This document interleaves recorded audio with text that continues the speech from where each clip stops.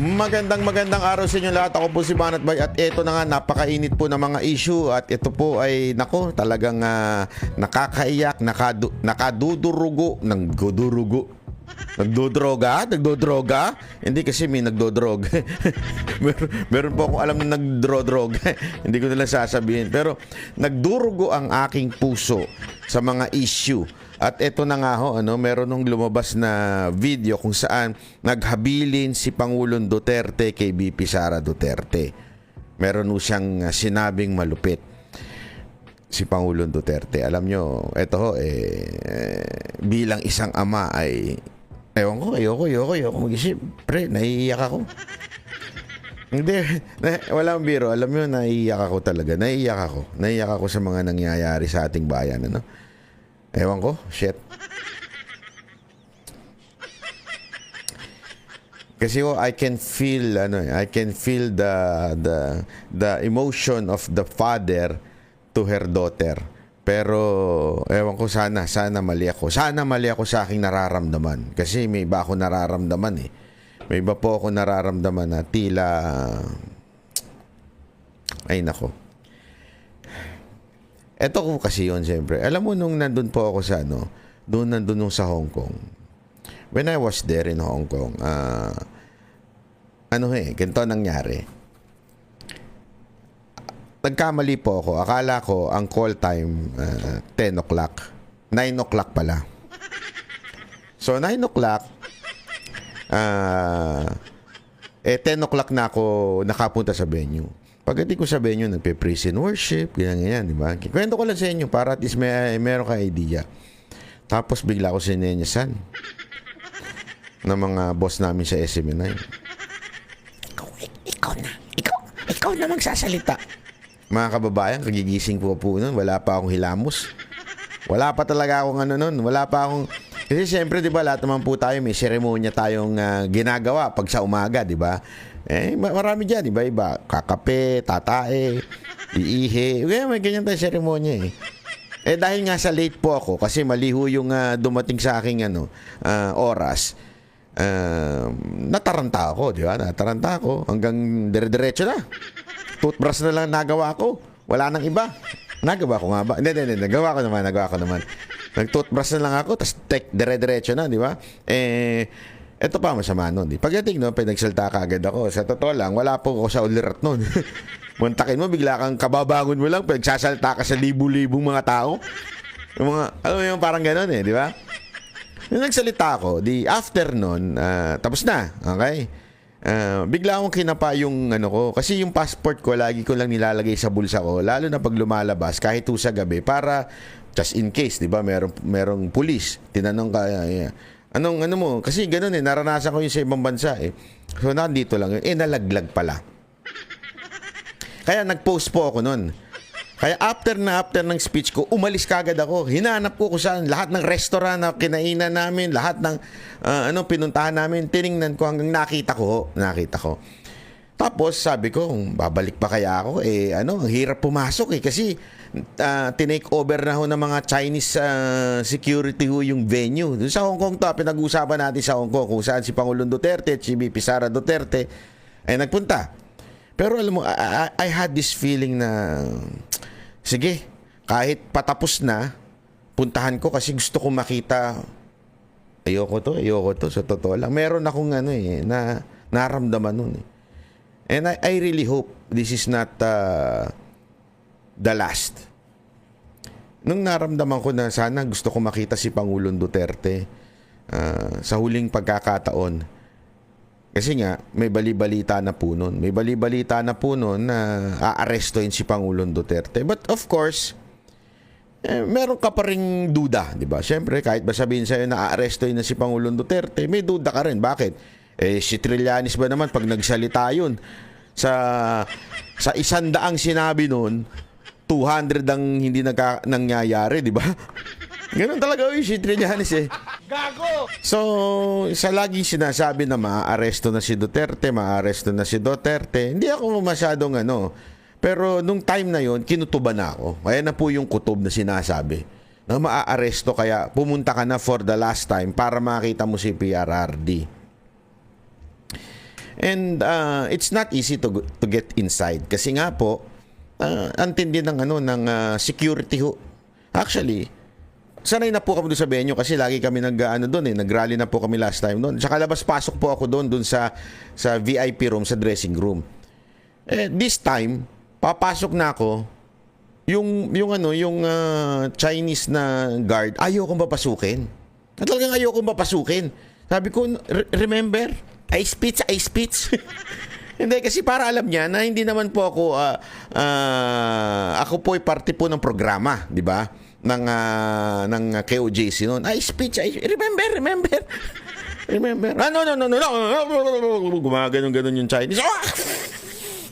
Parang kakaratihin ako ng Chinese eh. Parang si Bruce Lee. Tatangkad pa ng mga pulis nilang nilagay doon. Sabi ko, okay, fine. Never mind. Wala pa kasi namin ganun. Sabi ko, fine. I'll leave. Thank you. No, it's okay. Kasi parang sinabi na, tatawagan namin. No, it's okay. Wala naman problema sa akin yun. Kasi ang lang naman doon, may buffet sa loob. So, sabi ko, hindi, kakain lang ako sa labas. Di papalis na ako. Nagmamadali ako noon eh. Kasi sabi ko, wala naman eh. Hindi naman ako makakapasok. Naintindihan ko naman, walang problema yun. That's part of the security na in-implement ng Hong Kong government. And bago ako makalayo talaga, bigla akong tamang-tama lumabas po yung boss namin sa SME. Tapos tinawag niya ako, Banat! Pasok ka dito. Sabi niya sa akin. Sabi ko, hindi ako mapapasok. Mahigpit yung tsekwa doon eh. Hindi akong bala. Ay, matikas pala yung boss namin doon. Dire-diretso siya. Ginanon lang. Pumasok na kaagad. Di pumasok na kami. Yeah. At ayun na nga ho, nandun si Pangulong Duterte. And isa sa mga, kaya nagpa-picture ako, kung mapapansin niyo, di ba? Nagpa-picture ako. And kasi si Pangulong Duterte every time na nagkikita kami, parang good mood siya kasi 'di ba pinapanood po tayo, parang Banat. Kamusta? Ganun siya, 'di ba? Naka-smile siya sa akin. Kaya yung picture namin, 'di ba, naka-smile siya.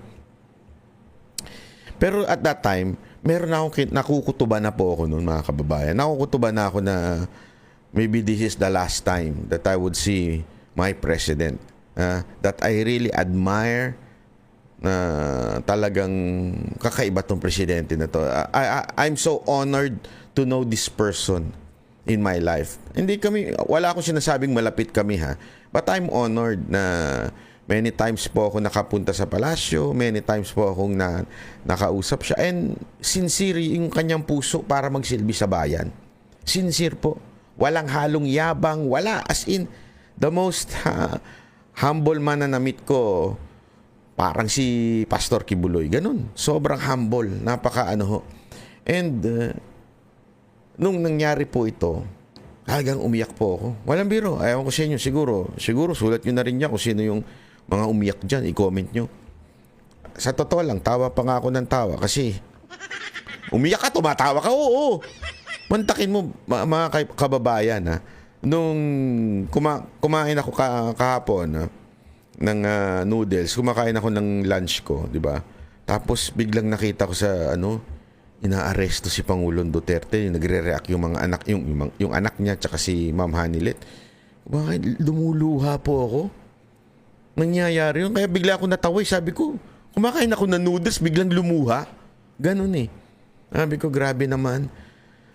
Kaya napagawa ko ng video na kung saan marami nag-trending po, na ang dami ho nag-share, na talagang galit na galit po ako. Sabi ko, kayong mga uniform personnel, walang nagmahal sa inyo ng ganyang presidente.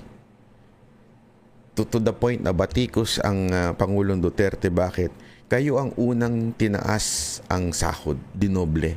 Police and yung sundalo natin. Kayo ang priority ni Pangulong Duterte. Wala nang iba. Priority kayo ni Pangulong Duterte. Nagreklamo pa nga yung mga teachers noon, naalala ko. Tapos, kayo din pala ang magtataksil. Kayo din pala ang magiging traidor. Yun ang masasabi ko, traidor. Hindi ko naman nila lahat. Pero yung mga pulis na kasama sila doon, na tinaasan ng sahod, tinrato ng maayos, binigyan ng magandang buhay, kayo ang magtatraidor. Nalungkot ako. Galit na galit po ako noon, kaya ako nag-video. And alam niyo mga kababayan, naalala ko tuloy yung yung kay Kristo, di ba? Kay Kristo ganun din eh. The same people who said Hosanna, Hosanna in the highest, di ba? Same people nung pumasok ko ang Panginoong Yesus dun sa na pinupuri siya. It's the same people who said crucify him. Na nakakalungkot. The same police na tinulungan ng Pangulong Duterte, ngayon, you are following an illegal order. Why illegal? Marami nagsatanong, why illegal? Because we are no longer part of ICC. Walang jurisdiction sa atin ng ICC. But the order came from the ICC. Even if pagpaikot-ikutin pa ni Marcos na sumunod lang sila sa Interpol, but the warrant of arrest ay nanggaling sa ICC, para mong pinasailalim ang Pilipinas sa nilayasan na nating ICC, nilayasan na ng Amerika dahil walang kwenta.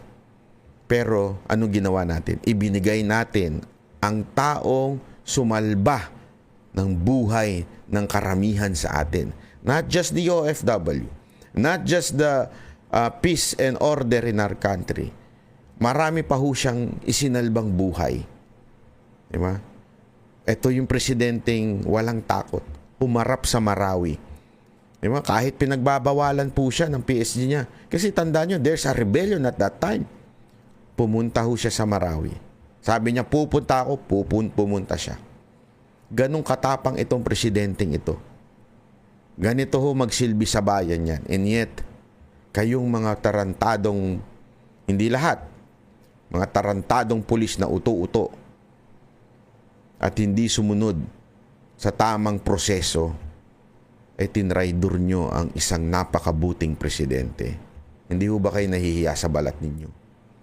Hindi ho po ba kayo kinikilabutan sa ginawa ninyo? Hindi, yun lang ho sa akin eh. Hindi ho ba kayo na nakokonsensya ng isang pangulo na nagsilbi sa bawat isang Pilipino? Walang inisip ko hindi tayong mga Pilipino ay ginanito nyo. Tapos sasabihin nyo, we are just following orders. Nagtatrabaho lang kami. Tarantado pala kayong mga putang ina ninyo eh. Ganyan din na sinasabi ng mga mandurukot eh. Nagtatrabaho lang naman kami. May pangangailangan kami. Hindi, ano difference? Both of you are doing illegal things. Kayo, you're following an illegal order. Yung mandurukot, illegal din yung ginagawa. Pareho kayo. Pareho ang sagot nyo, trabaho lang. Trabaho lang, pre. Walang ano. Trabaho lang yan. Ano pinagkaiba ninyo? Kayo lang naka-uniforme. Again, uulitin ko po. Hindi ko po nilalahat dahil marami po ngayon na mga PNP na umiiyak. Aminin nyo na. Marami sa inyo mga PNP, mga pulis na nalulungkot, umiiyak, dumurugo ang inyong mga puso dahil sa nangyayari ngayon sa ating bayan. Ang akin lang, dun sa mga nagsasabing sumusunod lang kami sa order, kung utusan kayo nito rin tumalon sa bangin, gagawin nyo? Ganun kayo katanga? Kung utusan kayo nito rin kumain ng bubog, kakain kayo? Diba? Hindi. Bakit? Mapapahama kayo eh. Masasaktan kayo. Sino ba namang tatalon sa na hindi masasaktan? Baka mamatay pa kayo.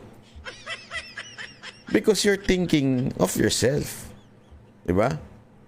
Pero siguro, hindi po ba mas matimbang yung isipin naman natin ang kapakanan ng ating bansa? Alam nyo sa puso nyo yan. Tangina, walang akong pulis na nakausap, sinasabi nila, maganda ngayon. Wala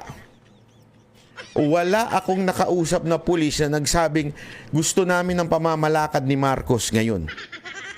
Wala. Si Torre lang at saka si Marbil. At saka yung iba pang mga sumisip-sip at gusto maging PNP chief. Pero kayong mga nasa baba, kanina lang basta, meron akong nakausap na ilang pulis yun, 3. Ayan ang sinasabi nila sa akin. Ano nangyari, Banat Bay? Sabi ko, ewan ko sa inyo. Kayo yung sumusunod sa order Ay, sabi nila, ayaw din namin ng ganito. Sobra naman ito. Ito, meron na. Babasahin ko na lang sa inyo. Pero hindi ko babasahin yung pangalan. Mataas ang posisyon nun ito, Hindi ho ito basta-basta. As in, hindi ho ito basta-basta. May ranggo ho ito. Ayoko na lang sabihin kung sino. Tatanggalin to sigurado. Sabi niya, ito. Di na lang ako nakareact sabi ko, kasi parang siya na yun. Wait, chotomate Ito, siya na yun. Dinilit ko pa. Ataw, dinilit niya. Pwede ba mag-delete ng ano? Ay, mali. Tanga-tanga naman sa iba. Sandali. Ayan. Ito, sabi niya. Ayan. Boss Bay, putang ina. Ang pangit ng ginagawa. Palpak talaga, hayop tong PBBM nito. Official po ito, Hindi ko na sasabihin kung sino. Official po ito. Ganyan ang reaction. Sabi ko nga sa inyo, hanggang kabababaan. Mula sa private hanggang sa official. Pag nakakausap ko, walang nagsabing, ang galing talaga ni Barbil. Ang galing ni PNP chief. At pati to si Marcos, napakagaling na amo to. Walang ganun. Kaya lang, again, kayong mga sumusunod lang sa utos ng nakakataas ninyo, wala kayong bayag. Asan na yung bayag nyo? Inipit nyo? Baka naman nilagay nyo na sa ano ng puwet ninyo. Kasi, you're following an illegal order. Sabi ko nga sa inyo, kung etong order na warrant of arrest galing sa korte natin, wala tayong pinag-uusapan. Tapos na usapan natin. Nasa korte na, decision yan. Wala. Kung korte natin Mga kababayan, korte ng ICC to. Hindi tayo... ano tayo? Tayo po ba nasa ilalim ng ibang bansa? Kailan pa nangyari yun? Nasakop na tayo? Kailan ba tayo napasa ilalim ng ICC? Wala na tayo dyan. Anong ginagawa natin? Ba't tayo sumusunod? Gunggong ba tayo? Kami ang boses ng masa, hindi natatakot. Katotohanan lang, di kami nalulunod. Walang bahid ng sismis, lahat ay totoo. Kahit sino ka pa, pag mali ka babanatan ka. Walang pinipili kulay, wala kaming kinikilingan. Basta para sa bayan, kami lalaban. Pagdama palakpakan, pag mali banatan, di matitinag, di matatakot. Para sa bayan, tuloy ang sigaw. Sa harap ng kamera, walang halong takot. Mga baluktot, lahat kayo'y tutumba. Ang hustisya at totoo, yun lang ang mahalaga. Kahit